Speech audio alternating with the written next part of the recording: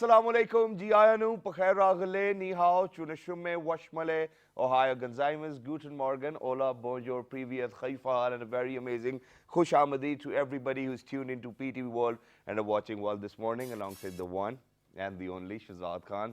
Thank you very much, ladies and gentlemen, for tuning in. It's time to rise and shine, wake and bake, get up, be focused. Since it's the second day of 2018, it's Tuesday, please make sure that you stick to your New Year resolutions because as far as I'm concerned, I think I did what I wanted to do in 2018 on Monday, which was the very first day as well. And I still hope, well, when I was on my way to work, I thought that, okay, Shahzad, so far so good. And then there was some other Shahzad in my head who said that it has only been one day, that it has been 2018. So please make sure that you stay focused and stay aligned with all of your goals. Please make sure that you have short-term goals and then long-term goals so that in order, if you want to achieve them, or probably if you keep on skipping them, please make sure that you write them somewhere, probably in front of your bed wall or wherever you see, because I have written them all on my cell phone, so I keep on remembering them whenever I touch my cell phone. So that's what it is. I think that's one thing. But right now, let's see what's happening in the world all around the globe in 2018 on the second day, which is Tuesday. Top stories coming up. Let's see. Let's take a look.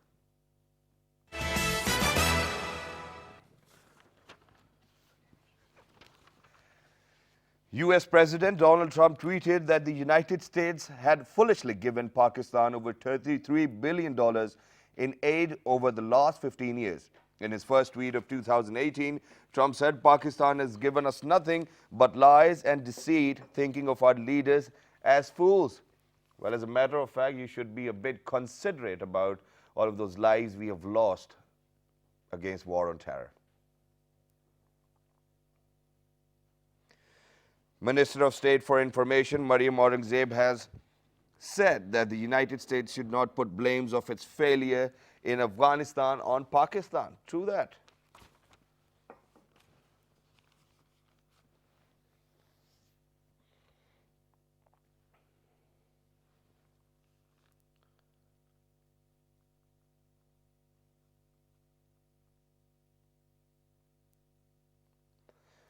Pakistan.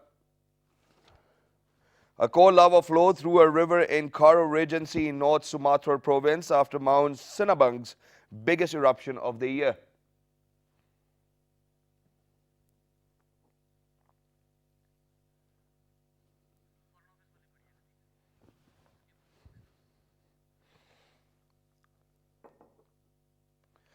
Pakistan has strongly condemned the terrorist attacks in the Afghan city of Jalalabad and the northern province of Balkh.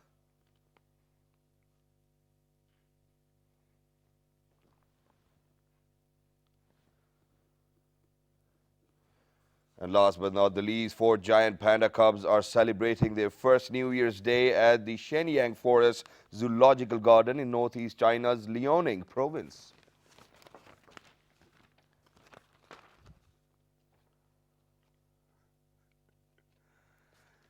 Well, these were the top stories, ladies and gentlemen, and time now to get started with our show. And the only reason why we're going to get started right now is because the public service message is actually going to come from the legend who's over here within the studios with us. So I'm going to introduce to you the person who's actually behind Burqa Avengers, Tanya and Tito. He's a singer, he's a musician, he does not age at all. He's a very good-looking human being so far, very modest, very humble, because I think I've actually experienced being at his place too as well, one or twice. And he's just a legend, and I think what Pakistan needs to do is Pakistan needs to keep on experimenting with their talents because we are full of talent as well. He's none other than Mr. Haroon. Hello, assalamu alaikum, aka Aaron. Wa alaikum assalam. Wonderful to be here and experience this wonderful energy early in the morning. Thank you very much for joining us. And since I told you that the public service message actually going to come from Haroon, so let's go ahead, take a look at what do we have in the box in terms of public service message. Let's do it.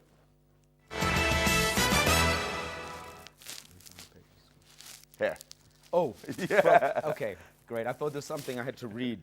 Okay, so the public service message from me this morning is that we as a nation need to make a resolution to be more tolerant of ethnicities, cultures, religions, and open.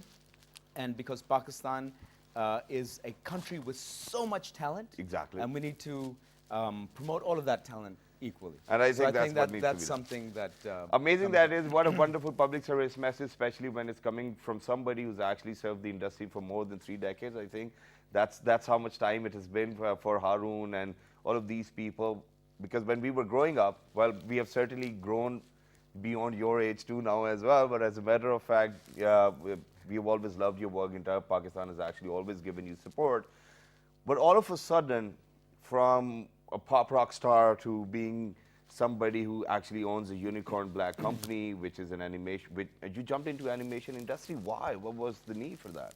You know, it's very interesting, and people think, what? Music, one side, animation, one side, it's not related. But how it happened was that as a musician, back even in the early days with Avaz, I became more and more interested in the production side of our music videos. All right. And I used to be very involved with the directors, and I was lucky to work with such talented directors, Asad Rahim, Masim Raza, Saqib Malik, Asad Haq, you name it. I was able to work with all these guys on music videos, and I gleaned a lot, learned a lot. And as the years went by, when I launched my solo career, I directed a number of my own music videos. And it's funny that the very first music video that Avaz launched was Jaane Man, which was the first song ever on MTV Asia. And that was one that I directed as well. Wow. So we went full circle, having all this experience with these guys. And at that time, I said, okay, I have a flair for production. And I'm very interested in production. A music video is a mini movie. It's like 4 minutes. Why not try out doing a movie? And I was very interested in movie making and movie writing, and I wrote a few scripts. Not many people know this. I wrote a few scripts and a few ideas down, and then I thought, okay, in 2010, 2011, I was like, I should do a movie. And at that time, I was reading about girls' schools being shut down by extremists. And I, like everybody in Pakistan, I was angered and outraged. But at the same time, I started imagining a school teacher standing up to these bad guys who are trying to limit education for girls. And that's where my creative juices started flowing.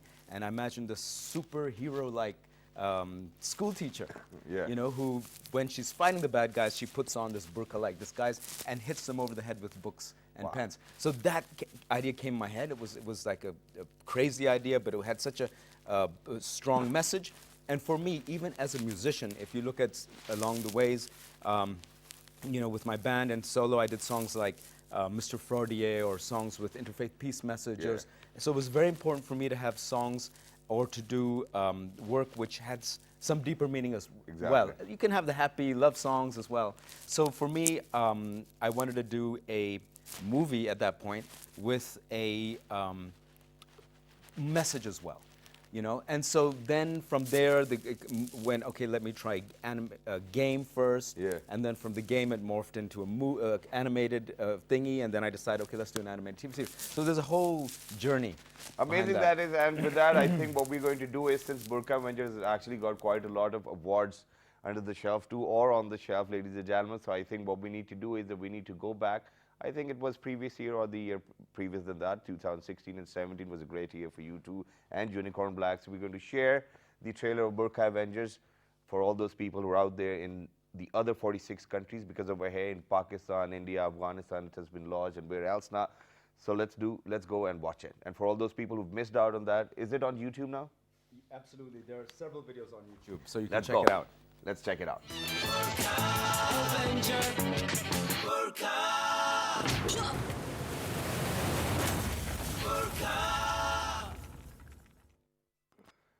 All right, ladies and gentlemen, so this was the trailer for Burqa Avenger, a series which got hit and viral all over the globe as well and won quite a lot of awards. I think the first one, which I remember, is the Best Innovation Award as well. Yes. So can you share all of these experiences? Because I then saw your pictures. You were somewhere in Europe. Salman Iqbal was with you guys too as well. All of these people. What was it was really incredible. The biggest award we got was the Peabody Award. Wow. And so we went to New York to receive that award, and we're sitting on the table with other Hollywood directors, producers, and stars. Wow. I met the star from Breaking Bad. I forgot his name. I just don't like that guy. Okay. I don't know why. Because But I think my wife kind of loves that guy. So that's Oh yeah, why I but just he hate was him. very charming. Yeah. I told him I'm here from Pakistan and met other people, and then that was a great honor. Then of course we won awards in Pakistan, Yeah. which was fantastic. We won Best TV Show award at the Asian Media Awards in UK. Wow. And then we got this amazing award, which was the International Gender Equity Prize, and in Munich. So that was incredible that we're getting a Pakistani show is getting a gender equity prize Yeah, in it is. Germany. It is So indeed. that was a great feeling. So the awards that rolled in, so that was And, great. and you know, the awards are still coming in, and it wasn't even the high time to actually come up with another animated series, but you did, and it's on air on PTV Home, ladies and gentlemen, at 6:15 on Mondays. I think that's what the time is, so please make sure. And the name is, Actually, sorry, it's Yeah. coming at 6:10 on Thursdays and 6:20 on Sundays. all right, so there's a repeat timing as well. So Mr. On Mondays, yeah. Okay, so correction in an information, ladies and gentlemen, but this new venture is named as Tanya and Tito, and Vas Malik is the narrator. Sarah, I think, is the girl who actually did voiceovers or dubbing for Tanya, and then Tito is one of my bestest friends, who is Ali Safina Rana Saab. You know, so you've been recalled over here. So why? I mean, Burqa Avengers wasn't over yet, and then you came up with another one. You know, very interesting about Burqa Avenger. The Burqa Avenger was about a female fictional role model. Yeah. And she was a great role model for kids. That this is how you should be. This is how you should, you know, and each episode gives out a different Exactly. moral. And so, but one of the main driving ideas behind Titu and Tanya is that was about Pakistan and highlighting Pakistani heroes and role models. All right. And one of the things I found was a lot of people, when they'd come from abroad to Pakistan, they would tell me, Pakistan is nothing like what I imagined. These people are so warm and friendly. It's such a beautiful country, and we feel safe. Yeah. And Pakistan has an image problem. You guys need to do something about this image problem. Exactly. So the concept was twofold. One was to highlight to the youth of Pakistan, to give them inspiration by Right. showing them these wonderful heroes and role models and people who are doing good in Pakistan and successful people. And the other idea was also to show the rest of the world, look, we have these people doing really great things in Pakistan. So all the negativity you hear about Pakistan is not really a true picture of Pakistan. Okay, so picking up on, you know, that you just mentioned that it's all about the unsung heroes, right? Yes. Or people who we do not really recognize over here Yeah. in the media or the industry or the print media Yeah. as well. So it had both. It had some people who are very recognizable. Okay. We did an episode on Edhi, Okay. who's loved and very recognizable, but and highlighting all the wonderful things he did is always inspirational. Yeah. And then other hand, you had some of the lesser known role models or unsung heroes who were doing great work and highlighting their work. So what kind of research do you think goes into a project like this? Because since the time you started, Unicorn Black was 2012, and then moving on, it's 2018 now as well. And coming up one after another, you know, so first it was Burqa Avengers, then Tanya and Tito. How did you guys do it?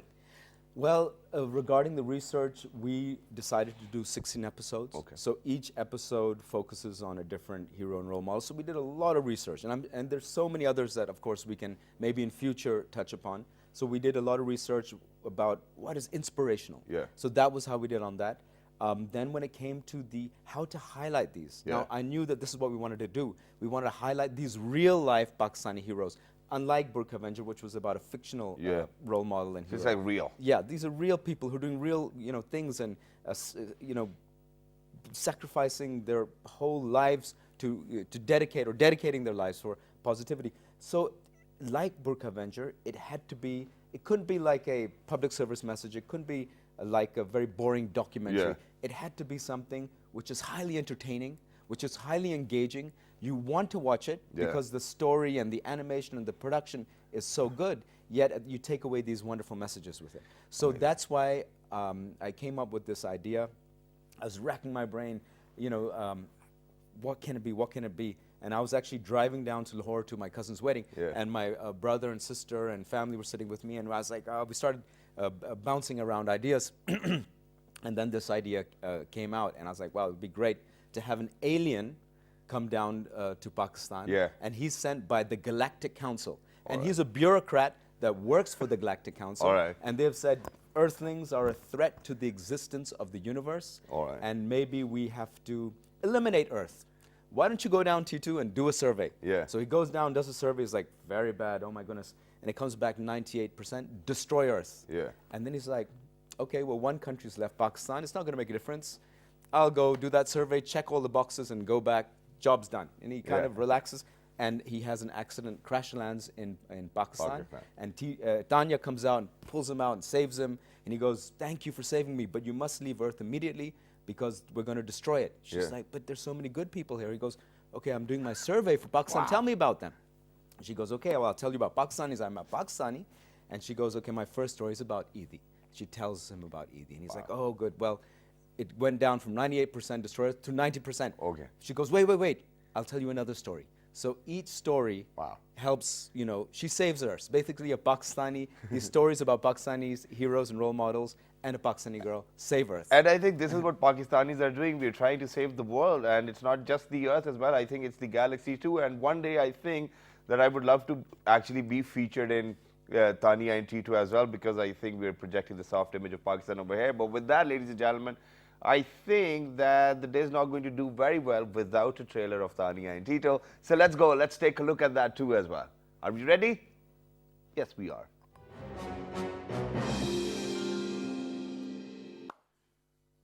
All right, so this is the concept of T2 and Tania, ladies and gentlemen. But there's one more thing which I want to ask, and that is, we do have people who are good animators, and they are from Pakistan. They're working in Hollywood.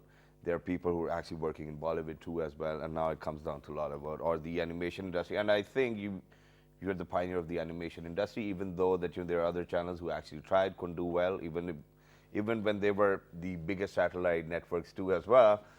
Yeah, you know what I'm talking about. I have no idea what you're talking about. So it goes with the name of Teen, and then there was another word too as well. Oh, no, I thought they did a great job. I think they did a fantastic job, and that was the first movie. Yeah. And so that was, they're very brave to go forward with that. Exactly. And go out, and so I thought they got. You know what? See, this from is my what I said perspective, initially. from my perspective, you have to encourage people, Exactly. and I hope they come out with more movies, and every movie they do will get better and better. Very modest of you, but you were better with the first movie and the second one now as well. But as a matter of fact, you did it all in-house. Yes. People were from Pakistan, all the equipment was within Pakistan, everything happened and in Islam. What's interesting is that there was no precedent before us that we could say, okay, this is how they did it. There had been no other animated TV series of this kind. So we had to really experiment with the various pipeline and get it right. And some of our team members now, based on their showreel of Burqa Avenger, they're doing jobs all over the world, and it makes me so proud. Wow. One of my animation supervisors, he just is starting a job in Canada working on Deadpool 2. Wow. Can you believe that? And another one of our art directors who worked on Burqa Avenger, he's now starting a job in Denmark, and he will be working on this massive game for Avatar. Because they're launching the new Avatar movie soon, Avatar 2. So he's doing their game as, one of the I think that's major great. artists. And, since, ladies and gentlemen, I earlier mentioned at the beginning of the show that he's a very modest and humble guy as well, because people over here, what they do is when you have actually recruits who've done a great job, they want to retain them. So how's it going for you as well? Because you've got other projects in pipeline. I think that you always have a great relationship. Yeah. So I want to see my team members, go Grow. and fly and shine. Yeah. And we've, over the years at our animation studio at Unicorn Black, we've trained over 100 people. Wow. Over 100 people have come and trained with us and got jobs all over the world or all over the country. So that is one of my dreams, is to help build the Pakistan animation industry into a competitive industry. Wow. We know that across the border in India, they do over $1 billion worth of outsourced work from other parts of the world. People send their projects to India, and India does the animation for them. Exactly. So it's potentially a massive industry. It's something that we have so much talent in the animation field. Equipment is, very basic equipment nowadays. You need, a good fast computer. Yeah. And Mac probably. Not even a Mac. Just Windows. And unfortunately, most of the people use pirate software. All right. We buy our software, but because of the pirate software in Pakistan, a lot of people can experiment, young kids and their, And that's how they're doing it. that's how they're doing it. Yeah, people are learning it themselves, ladies and gentlemen. But now, what I want to ask over here is, before we move on towards your, social responsibility, where you were talking about interfaith harmony, and you just recently did a song. There's one more thing which I wanted to ask, and that is that since I've had the Unicorn Black team, all of those people over here on the show, what do you think? What sentence will exactly define your team? Let's give them a shout out. The team is dedicated, they're talented, they're hardworking, they're passionate, and they are really been so kind to me that they believe in my vision. Wow. And my crazy vision, and they're able to run with it and execute it. And especially in Titu and Tanya, we decided as a team that we want to up the quality, the production animate quality from Burqa. Like if you watch Titu and Tanya, it's a much higher animation quality compared to Burqa Avenger. Exactly. So that was our goal, and we achieved it. We had to put in extra hours. We had to learn new methodologies to increase that. And so some of the core people I want to thank is Nida, Zishan, Sara, and Arif, and many others. Muhammad, there's so many, Adil, and many other team members. Everybody. So, yeah, all of them. I'm not naming all the names, but there's so many people, because animation takes a big team to work, and it's a collaborative effort. And so you have many, we have artists working on it. There's Mariam, who was our art director, and Jaz was another art director. So they do the artwork, then there's the modeling, there's the technical side, and there's the animation side. And then and then it all has to come together and look good and make sense. Yeah, this is what I wanted to talk about. Is it like frame by frame? So you make one frame, you do all of that animation, and then you put another frame, and then you put it on the timer. How does it work, though? It's so how 3D animation works is you have characters. Okay. And what you have to do first, you have to write the script. Yeah. Right? Then you do the voiceovers.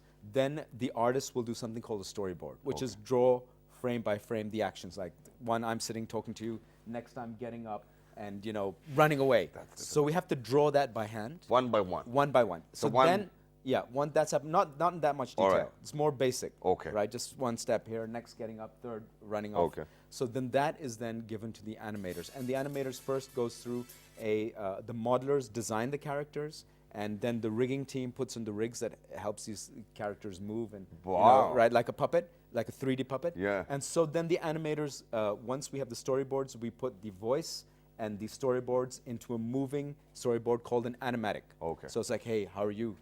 Just drawings. So then they look at those drawings, and then they copy those drawings, and they get the characters in 3D to do it. Wow. Then it goes to a rendering phase, a lighting phase. Then at the same time, we have music scoring going on and sound effects going on, and then going and redoing the voice. And so there's many different elements. So how long does it take to render? Because, when we talked about Avatar, it took, I think, 8 long years to actually render the film.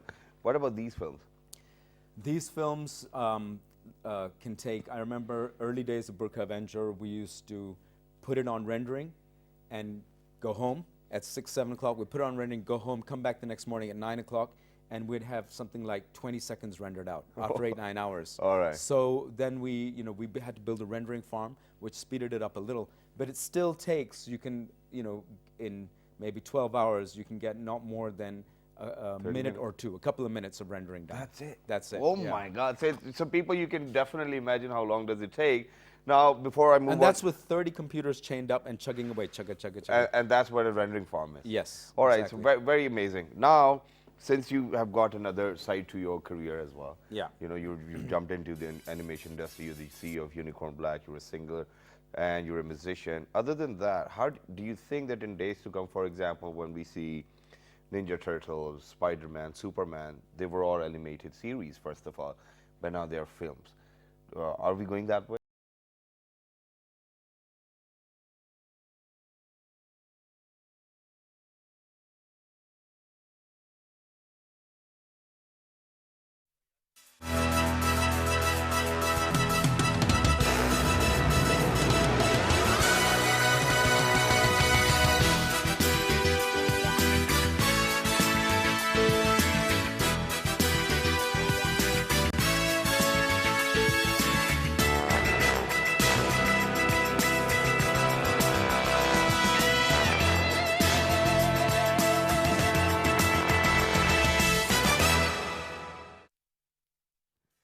Hello, hello, hello. Assalamu alaikum. Ji ayanu, pakhair ragale, ni hao, chunashume, washmale, Ohio Gonzaimas, Guten Morgen, Ola, bonjour, previous Khaifa, and a very amazing Khush Amadi to everybody who's tuned into PTV World and are watching World this morning alongside the one and the only Shazad Khan.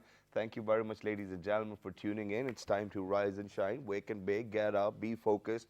Since it's the second day of 2018, it's Tuesday, please make sure that you stick to your New Year resolutions because as far as I'm concerned, I think I did what I wanted to do in 2018 on Monday, which was the very first day as well. And I still hope, well, when I was on my way to work, I thought that, okay, Shazad, so far so good. And then there was some other Shazad in my head who said that it has only been one day, that it has been 2018.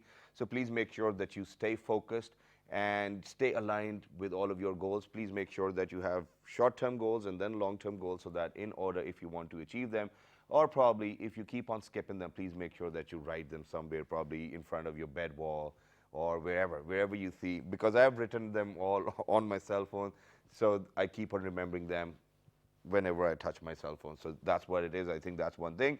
But right now, let's see what's happening in the world all around the globe in 2018 on the second day, which is Tuesday. Top stories coming up. Let's see. Let's take a look.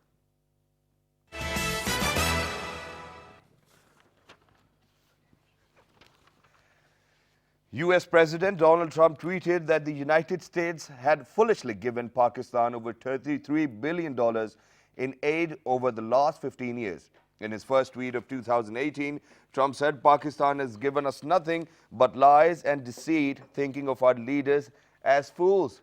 Well, as a matter of fact, you should be a bit considerate about all of those lives we have lost against war on terror. Minister of State for Information Maryam Aurangzeb has said that the United States should not put blames of its failure in Afghanistan on Pakistan. True that.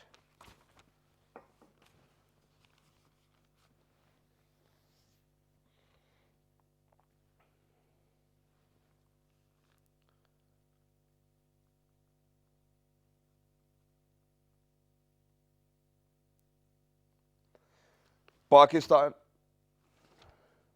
A cold lava flowed through a river in Karo Regency in North Sumatra province after Mount Sinabung's biggest eruption of the year.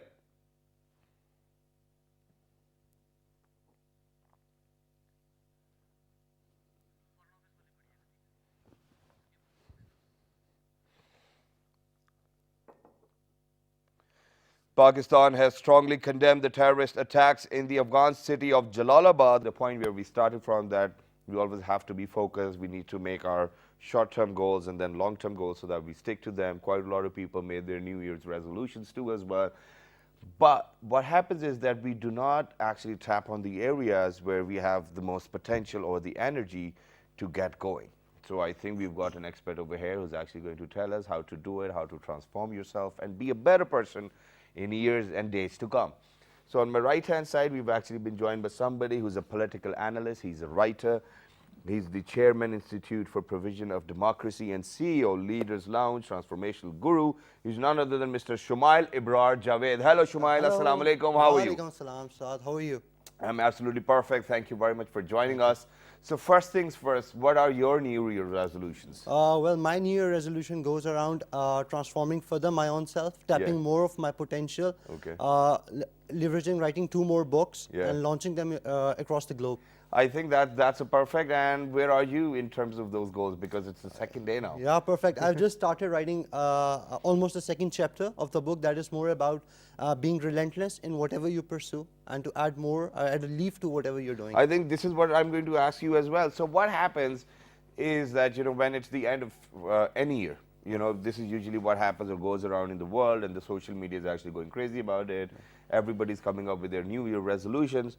I don't know why, but we tend to forget our New Year resolutions in a week's time or in 2 weeks' time? Is it because we get settled with the time that, okay, you know, everything's the same? Yes, Shad, I think this comes down with having a clear, defined vision and purpose of whatever you want to achieve. So do you think that we need to write it down? Yeah, we need to write it down. We need to write down, break it down in the form of goals, and make sure that we set a target deadline to each goal, and then self-analyze where we have missed on the part and how we can achieve more. All right. Thoroughly pursuing the goals and make sure it's an emotionally compelling vision. Otherwise, whenever it gets tougher, you'll have your hands So up what in is the air. an emotionally compelling vision? For example, you know, if you're on this journey where you want to actually have success and prosperity and whatnot, you obviously have to transform yourself.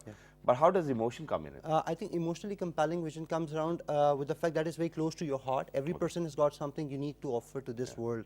So if I'm following the vision for which I believe that I am here in this universe, only then I will be able to continue and pursue that even in the harder times. But not many people know that. Yeah, I've seen that there are a lot of people who don't try to self-analyze and check within themselves, go inside their shells and see that what is the thing that drives them, that motivates, that inspires them to wake up in the morning and go ahead with it. I think for me, it's the television show. I mean, well, this morning or being on any other TV channel or being on, being on any other stage. That's why I've been waking up so early for the last 4.5 years too as well. And I think what I've decided is that once, if you know, I'm not going to do TV, I think I'm going to be a rapper and a musician too, which I'm working on and play the guitars at times and the drums. But as a matter of fact, these are the things which I've written, probably in my cell phone, in my notes, and everywhere else in my diary. So what I do is that I write, okay, you know, this is what I'm going to do this year, you know, this month, 4 months, quarter, and you know, move on with that as well. And Shazad, you would find enablers around you whenever you tell your friends, your close associates that this is my vision that I want to achieve in life. So you would always find enablers, friends that would motivate you, and they would always give you another push ahead that you can go forward and do that. And by it's the nature, somehow the universe loves a person that chases their dreams. So I think this is great, but then there's this one idea. You know, people quite a lot of time, they're very reluctant. You know, you do get to see enablers. You do get to see people who are actually going to help you be in the bandwagon and then reach your destiny. But then at times, you just feel a bit shy. I think this is where emotions come in, that you cannot really open up in front of those people and tell them, because the only one you seek everything from is Allah Almighty. Yeah, I think the most important thing is that you have to have a stronger self-belief and inner reality, that your reality is stronger than how it is perceived by the world. So once you have a firm belief in your own reality and your own dream, then you can go around, your shyness will fade away, and your goals will make your personality accordingly. And according, just like you're coming in the morning show, you might have been a shy guy many years back, but now every day, day in, day out, you're giving your best shot. And day by day, you're more improving, you're reaching a new benchmark for everyone to follow. Exactly. There's a very interesting story behind that too as well, but this is something which I cannot share because we need to take full advantage of Shamail being here. So how do you think, because people say that opportunities need to be created by your own self, by your own hands, how do you think it works? Because I don't see many people creating an opportunity for themselves. I think, sir, that is because that there are a lot of people that haven't, first of all, decided what they want to achieve or pursue in their life. Once you decide, then you can just start off and see. You would always see your resources in a different form. Like if I have 10 people in my contact list, I would realize, okay, this person can help me to reach to the next step. Or maybe that might be an enabler. But then again, the drive comes from within. It might be that I need to learn a new skill. It might be that I need to make more connections. It might be that I need to build up my finances. It might be that I have to take an extra course around, or it might be for a student, it might be that you want to reach to a medical institute, you have to put in extra effort. So then everything then combines in. Exactly. I think he's very right by saying that it always works step by step, and when you connect those steps, it becomes a bridge too as well. But once again, I'm going to tap on that area that people at times, for example, if I see you and I see that there's potentially you can help me with what I want you to achieve or do, I cannot be direct with that. So what people do is that they'll start texting you, and then they'll start messaging you. They'll try to connect with you, or let's go out for lunch, let's go out for dinner. So the other person definitely gets to know that he's going to take leverage or advantage. How do you converse in a way, I mean, for all those people who are out there, that it doesn't seem like taking advantage of somebody else, even though if you if it's under the bonnet. Yeah, yeah. I think it comes down to your genuineness and that you want to give back to the society. Your goal is far bigger than your own self only. Exactly. So whenever you're meeting people, that's for the greater cause, greater good. And you know, just like every person had some enablers at that stage of their life. So they have reached this point, then you know you can always help the person reach another level. I think this is a great idea, ladies and gentlemen, that once you go see somebody and you know you're obviously going to talk initially about what you wanted to do, but if you see at the greater picture or the bigger picture, I think it's going to be for the greater benefit or the greater good for everybody as well. Okay, so now moving on, how do you think that one needs to create goals while knowing reality, or probably after doing his SWOT analysis where we talk about strengths, weaknesses, opportunities and threats? Because quite a lot of time, you know, we just overprice ourselves that, oh yeah, that's too easy. I see somebody doing a backflip, even though he's been doing it when he was 5 years old, you know, I'm probably 30 now, and how can I do a backflip? So they said you need 10,000 continuous hours of practicing when you master something. So how do we decide that, you know, how our goals should be? Yeah, I think this comes down to idealism versus realism. If you're an idealist, you can have a new dream. You can be someone that brings in some new idea in the society. And then it is you're going to decide that I'm going to achieve that in a certain time frame. And then you're going to identify what resources, what connections you have to make sure that you get to that point. Then you have to see that what steps and what measures you need to do. You will obviously going to fail. It's not going to work the first time. It might not work 10 times, but it will work eventually. That's what you have to believe. And even if you fail in that, you would have learned so much that you can take it to another goal. That's how it is. See, all the big people, all the people that we all follow, they have made their marks in their careers, in their society. So they have transformed themselves. They took it to one leaf, they left it there, they moved on to another goal.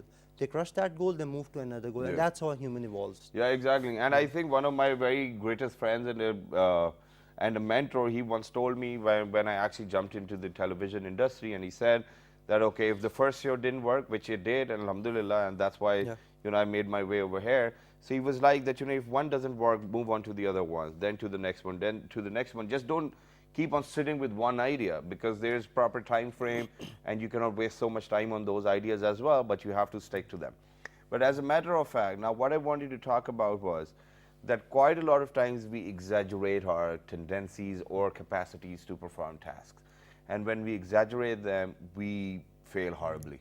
Now, how do you think that we need to actually have a note or have a know-how of what our tendencies or capacities or capabilities are, because not many people are aware of that? So I think this comes down to knowing yourself more and more better, self-analyzing at every step that what was your mistake, what you did right, what you did wrong, and then ultimately forming a plan to overcome the hurdles. But as it goes by, that, you know, if you're continuously aiming very high, there would be setbacks. You have to see how you handle them, because it's very important what you think above this neck.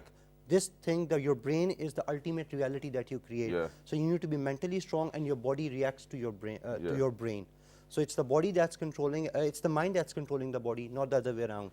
That is where the entire strength comes. No, but prior to this question, you know, you said, you know, for all of those big people who've actually made their mark, you know, who are successful, who have made their names within their careers, I don't know, somehow kids these days, or youngsters and other people as well who are actually beyond 40 and 45, they're still sticking to what their goals were, and even if they haven't made it, they somehow idealize that, okay, Warren Buffett, okay, you know, person who actually, Steve Jobs, you know, all of these people, that's what they name, and or probably Mark Zuckerberg. And I think that the only context they're talking in is money. So is money success? Is being famous success? Or being at home and having a resolve with whatever you have and being contented is success? I think for me, it is your vision. It's your belief that you want to tap your fullest potential in life. And by the time you are at your deathbed, you say that, oh man, shit, I have done the most I could extract out of this body, and I have given back to this beautiful universe of which I was part of. That's the most important part. See, Steve Jobs, even when he was dying of cancer, he was performing to his mastery. He was there, he was at the launch, he was every day he was in the hardware zone, and he was there, he was going and he was delivering. So the idea is that regardless of any situation, your dream and your visions should dictate all your actions, and then anything else. Amazing. Thank you very much, Shumail, for being with us. It was lovely to have you on the show. Thank you very much for actually telling people what to do and what not to do. And quite a lot of times, this is what I think, that, we see all of these stories from Warren Buffett and all of these people, or probably, if you're a youngster, you're inspired by Dan Bilzerian and anybody else.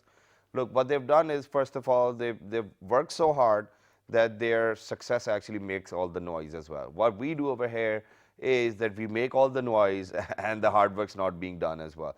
So please make sure that you write down your goals. This is how it works for me, because it can't just always be in your head. This is not just done. Write them, divide them into short-term goals, and then see who's going to help you. Make a chart, read it every day, transform it, change it, and one way or the other, if you're so dedicated, if you've got a longing, there will be a day when you'll be at your destiny, and once you're at your destiny, there's another destiny which is going to await you too as well. Thank you very much, Shamal, for being with us. Please do not forget to write to us on our Facebook fan page, which is with the name of World This Morning.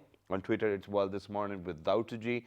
On Daily Motion and YouTube, it's World This Morning. The fabulous repeat is going to be at 5 past 11 p.m. Till the next time, 1, 2, 3. Good morning. Bye.